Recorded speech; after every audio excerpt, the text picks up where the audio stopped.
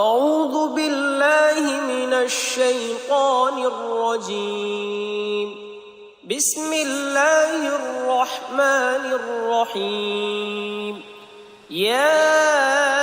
أيها المزمل قم الليل إلا قليلا نصفه أو انقص منه قليلا أو زد عليه ورتل القرآن ترتيلا إنا سنلقي عليك قولا ثقيلا إن ناشئة الليل هي أشد وطئا وأقوم قيلا إن لك في النهار سبحا طويلا واذكر اسم ربك وتبتل إليه تبتيلا رب المشرق والمغرب لا إله إلا هو فاتخذه وكيلا واصبر على ما يقولون واهجرهم هجرا جميلا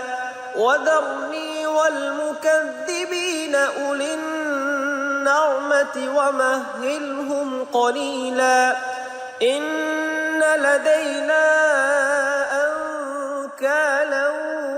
وجحيما وطعاما ذا غصة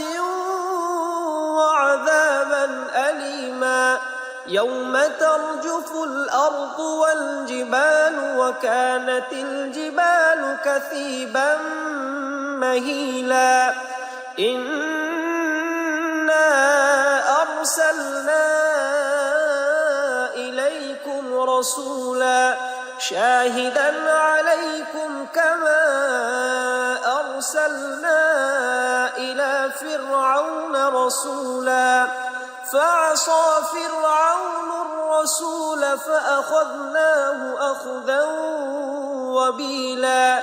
فكيف تتقون إن كفرتم يوما يجعل الولدان شيبا السماء منفطر به كان وعده مفعولا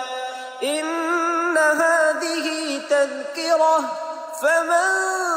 شاء اتخذ إلى ربه سبيلا إن ربك يعلم أنك تقوم أدنى من ثلثي الليل ونصفه وثلثه وطائفة من الذين معك والله يقدر الليل والنهار علم أن لن تحصوه فتاب عليكم فاقرؤوا ما تيسر من القرآن علم أن سيكون منكم مرضى وآخرون يضربون في الأرض يبتغون من فضل الله وآخرون يقاتلون في سبيل الله فاقرؤوا ما تيسر منه وأقيموا الصلاة وآتوا الزكاة وأقرضوا الله قرضا حسنا وما تقدموا لأنفسكم من خير تجدوه عند الله هو خيرا وأعظم أجرا واستغفروا الله إن الله غفور رحيم.